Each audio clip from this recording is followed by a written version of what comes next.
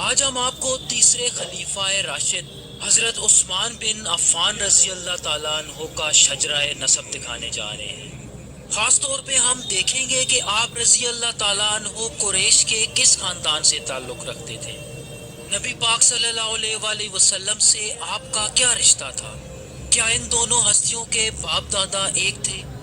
ابو سفیان اور یزید کے علاوہ آپ صلی اللہ علیہ وآلہ وسلم کے چچا حضرت حمزہ رضی اللہ تعالیٰ عنہ کا کلیجہ چبانے والی ہندا سے آپ کا کیا رشتہ تھا؟ ویورز، ہم وضاحت کرنے کے لیے مختلف قسم کے چارٹس کا استعمال کریں گے اور ہم پوری کوشش کریں گے کہ آپ کے سامنے ایک جامع شجرہ رکھا جائے۔ حضرت عثمان بن عفان رضی اللہ تعالیٰ عنہ سن 576 عیسوی یعنی عام الفیل کے واقعے سے تقریباً 6 سال بعد مکہ میں طائف کے مقام پہ پیدا ہوئے۔ آپ نبی پاک صلی اللہ علیہ وآلہ وسلم کے داماد، عشرہ مبشرہ 10 اصحاب میں سے ایک اور ان سے تقریباً 5 سال چھوٹے تھے۔ آپ نے اسلام لانے کے بعد کل 8 شادیاں کی، جن میں 4 بیویوں سے آپ کے 9 بچے تھے، اور ان بچوں میں سب سے نمایاں آپ کے 4 بیٹے تھے۔ ویورز، آپ کے بارے میں جو سب سے اہم بات ہے وہ یہ کہ آپ کو ذو النورین کہا جاتا تھا، جس کا مطلب یہ ہے کہ یا روشنیوں والا۔ اس کی وجہ یہ تھی کہ نبی پاک صلی اللہ علیہ وآلہ وسلم کی 2 بیٹیاں حضرت رقیہ اور حضرت ام کلثوم رضی اللہ تعالیٰ عنہ آپ کے نکاح میں تھی۔ آپ کو ایک نبی کی 2 بیٹیوں سے نکاح کا شرف حاصل تھا، اور یہ ایک ایسا شرف تھا کہ جو حضرت آدم علیہ السلام سے لے کے نبی پاک صلی اللہ علیہ وآلہ وسلم کے زمانے تک کسی اور کو حاصل نہ تھا۔ آپ رضی اللہ تعالیٰ عنہ کا یہ لقب آپ کو حضرت علی رضی اللہ تعالیٰ عنہ کے ساتھ بھی جوڑتا ہے، جیسا کہ آپ چارٹ پہ دیکھ سکتے ہیں۔ چونکہ حضرت عثمان قریش کے انتہائی مالدار انسان تھے، اور مدینہ ہجرت کے بعد جب مسلمانوں کو پانی کا مسئلہ پیش آیا تو آپ رضی اللہ تعالیٰ عنہ نے ایک یہودی سے 20,000 درہم کے عوض ایک کنواں لے کے مسلمانوں کے لیے وقف کر دیا۔ آپ کی اس سخاوت سے نبی پاک صلی اللہ علیہ وآلہ وسلم نے آپ کو غنی کا لقب دیا۔ ویورز، نبی پاک صلی اللہ علیہ وآلہ وسلم کے خاندان سے جڑنے کے علاوہ آپ کو اپنے دور خلافت میں قرآن اکٹھا کرنے کا شرف بھی حاصل ہے، اور جہاں تک آپ کے دور حکومت کی بات ہے تو آپ کے دور میں اسلامی خلافت عرب سے ایران اور موجودہ افغانستان کے کچھ علاقوں تک پھیل چکی تھی۔ آپ کے والد عفان بن ابو العاص تھے، جو کہ 6 صدی عیسوی میں عرب کے ایک مالدار تاجر تھے۔ ان کے ہزاروں قافلے عرب سے باہر مختلف ملکوں میں تجارت کی غرض سے آیا جایا کرتے تھے۔ اسی طرح کے ایک تجارتی سفر کے دوران آپ کے والد انتقال کر گئے، اور یوں حضرت عثمان بہت چھوٹی عمر میں ایک وسیع کاروبار اور وراثت کے مالک بن گئے۔ ویورز، آپ کے دادا ابو العاص ابن امیہ تھے۔ آپ رضی اللہ تعالیٰ عنہ کے والد عفان کے علاوہ ان کے 2 بیٹے الحکم اور مغیرہ بھی تھے۔ یہاں ایک چیز واضح کر دی جائے کہ حضرت عثمان بنو امیہ سے تعلق رکھتے تھے۔ بنو امیہ کا وہی خاندان جس سے بدنام زمانہ یزید بھی تعلق رکھتا تھا، جو نبی پاک صلی اللہ علیہ وآلہ وسلم کے نواسے حضرت حسین رضی اللہ تعالیٰ عنہ کو شہید کرنے کے لیے جانا جاتا ہے۔ آپ رضی اللہ تعالیٰ عنہ کے چاچا الحکم اور مغیرہ نے آپ کو اسلام سے پھیرنے کے لیے ہر حربہ استعمال کیا، یہاں تک کہ آپ کو کچی کھال میں لپیٹ دیا جاتا اور ملک بدر بھی کر دیا گیا، تاہم آپ اسلام پہ ڈٹے رہے اور نبی پاک صلی اللہ علیہ وآلہ وسلم کا ساتھ ہرگز نہ چھوڑا۔ ویورز، یہاں دلچسپ بات یہ ہے کہ بنو امیہ کی حکومت میں مروانی شاخ کے تمام حکمرانوں کا تعلق آپ کے چچا الحکم کی نسل سے تھا، یعنی ان تمام حکمرانوں کو ہم حضرت عثمان رضی اللہ تعالیٰ عنہ کا کزن بھی کہہ سکتے ہیں، جبکہ ابو سفیان اور یزید سے آپ کے تعلق کی بات ہم آگے جا کے کریں گے۔ ان 3 بیٹوں کے علاوہ ابو العاص کی 2 بیٹیاں بھی تھیں۔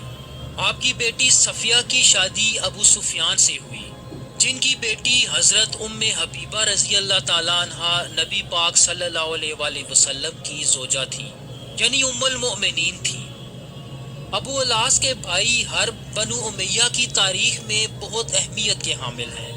روایات میں حرب کو قریش میں عربی لکھنے والا پہلا انسان قرار دیا جاتا ہے۔ تاریخ میں جو چیز انہیں سب سے زیادہ اہم بناتی ہے وہ ان کا بیٹا صخر بن حرب یعنی ابو سفیان تھا، جو اسلام لانے سے پہلے نبی پاک صلی اللہ علیہ وآلہ وسلم کے سب سے بڑے دشمنوں میں سے ایک تھا۔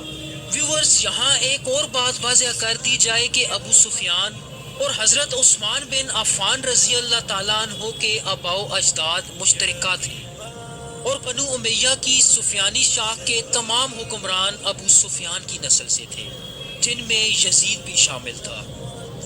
حضرت عثمان غنی رضی اللہ تعالیٰ عنہ کے شجرے میں مزید پیچھے جایا جائے تو آپ کے پردادا امیہ ابن عبد شمس آتے ہیں، جو کہ قبیلہ بنو امیہ اور اموی سلطنت کے تمام حکمرانوں کے جد امجد مانے جاتے ہیں۔ ان کے بارے میں یہ آتا ہے کہ انہیں اپنے والد کی طرف سے عرب فوج کے کمانڈر کا عہدہ ملا تھا، جبکہ ان کے چاچا ہاشم جو کہ نبی پاک صلی اللہ علیہ وآلہ وسلم کے پردادا اور بنو ہاشم کے جد امجد تھے، انہوں نے خانہ کعبہ کی دیکھ بھال کی ذمہ داری سنبھالی۔ ویورز، امیہ کی فوجی قیادت کا یہ تجربہ مستقبل میں بنو امیہ کے لوگوں کے لیے فوجی اور سیاسی طور پہ بہت اہم ثابت ہوا۔ اس کے علاوہ اس پوزیشن نے بنو امیہ کو مختلف عرب قبائل کے ساتھ معاشی اور فوجی اتحاد کرنے میں بہت مدد کی، جس کی بدولت یہ قبیلہ عرب میں بہت طاقتور قوت بن کے سامنے آیا۔ امیہ کے بارے میں مشہور عرب تاریخ دان ابن کلبی یہ دعویٰ کرتے ہیں کہ انہیں ان کے والد عبد شمس نے گود لیا تھا اور وہ ان کے حقیقی بیٹے نہ تھے۔ چنانچہ اگر ہم امیہ کے بھائی ربیعہ کی بات کریں تو اس کے دو بیٹے عتبہ اور شیبہ جنگ بدر میں مسلمانوں کے خلاف سب سے نمایاں تھے۔ جنگ شروع ہونے سے پہلے قریش کے لشکر سے سب سے پہلے نکلنے والے یہ دونوں بھائی اور عتبہ کا بیٹا ولید تھے۔ یہ تینوں آپ صلی اللہ علیہ وآلہ وسلم کے چچا زاد بھائی حضرت علی، آپ صلی اللہ علیہ وآلہ وسلم کے چاچا حضرت حمزہ اور آپ کے ایک کزن حضرت عبیدہ ابن حارث رضی اللہ تعالیٰ عنہ کے ہاتھوں قتل ہوئے۔ عتبہ کے ایک بیٹے ابو حذیفہ آپ صلی اللہ علیہ وآلہ وسلم کے صحابی تھے اور نبی پاک صلی اللہ علیہ وآلہ وسلم کا ساتھ دیتے ہوئے ہمیشہ اپنے خاندان والوں کے خلاف کھڑے رہے۔ ان کی بہن ہندہ ابو سفیان کی بیوی اور حضرت معاویہ کی والدہ تھی، جس کے بارے میں یہ آتا ہے کہ اس نے جنگ احد کے بعد شہید حضرت حمزہ رضی اللہ تعالیٰ عنہ سے اپنے باپ عتبہ کے قتل کا بدلہ لیتے ہوئے ان کا کلیجہ کچا چبایا تھا اور ان کے جسم کی بے حرمتی بھی کی۔ ویورز، امیہ اور ربیعہ سے پیچھے عبد شمس آتے ہیں۔ یہ نبی پاک صلی اللہ علیہ وآلہ وسلم کے پردادا حضرت ہاشم کے سگے بھائی تھے۔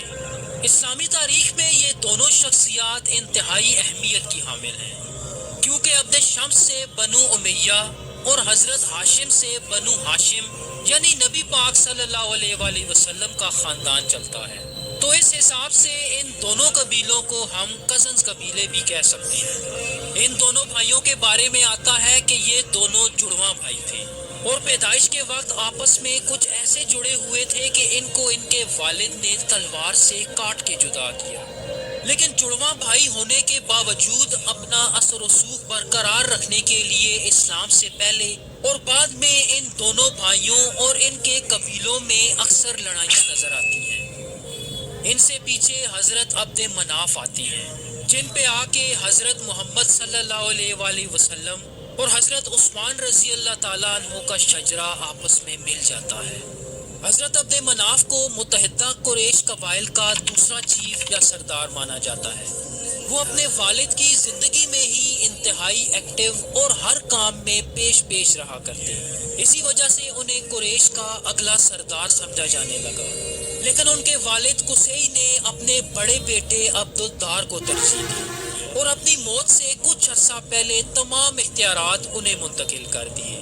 لیکن اپنے والد کے انتقال کے بعد حضرت عبد مناف نے اپنے بھائی کی حکومت کو چیلنج کیا، جس میں قریش کے کئی اونچے سرداروں نے ان کا ساتھ دیا، جس کے نتیجے میں انہیں کامیابی بھی مل گئی۔ حضرت عبد مناف سے پیچھے حضرت قصی ابن کلاب آتے ہیں۔ مورخ یہ لکھتے ہیں کہ انہوں نے قریش کے تمام قبیلوں کو اکٹھا کیا اور ان لوگوں کو خانہ کعبہ کے ارد گرد آباد کیا، اور قصی ان کے سردار یا بادشاہ کے طور پہ جانے جاتے تھے۔ اس کے علاوہ ان کے بارے میں یہ بھی آتا ہے کہ انہوں نے خانہ کعبہ کی تعمیر دوبارہ کی، اور کعبہ کے گرد گھروں کی تعمیر بھی انہی کے دور میں شروع ہوئی۔ قصی سے پیچھے کلاب اور پھر مرہ آتے ہیں۔ ویورز، حضرت مرہ کے بیٹے تیم بنو تیم کے جد امجد مانے جاتے ہیں، جو کہ حضرت ابو بکر صدیق رضی اللہ تعالیٰ عنہ کا قبیلہ سمجھا جاتا ہے۔ حضرت مرہ کے بھائی عدی بنو عدی کے جد امجد تھے۔ بنو عدی حضرت عمر فاروق رضی اللہ تعالیٰ عنہ کا قبیلہ تھا۔ اور ویورز، عدی اور مرہ کے والد کعب تھے، جو کہ نبی پاک صلی اللہ علیہ وآلہ وسلم اور چاروں خلفائے راشدین یعنی حضرت ابو بکر صدیق، حضرت عمر فاروق، حضرت عثمان غنی اور حضرت علی رضی اللہ تعالیٰ عنہ کے مشترکہ جد مانے جاتے ہیں۔ ان پہ آ کے کئی اصحاب اکرام کا شجرہ آپ صلی اللہ علیہ وآلہ وسلم کے شجرے سے مل جاتا ہے۔ حضرت کعب سے 3 پشتیں پیچھے حضرت فہر آتے ہیں، جنہیں پورے قریش قبیلوں کا جد امجد مانا جاتا ہے۔ کچھ مورخ یہ لکھتے ہیں کہ ان کا نام قریش بھی تھا، اور انہی کے نام سے قریشی قبیلے کا نام قریش پڑا، لیکن کچھ دوسرے مورخ اس بات کی نفی بھی کرتے ہیں۔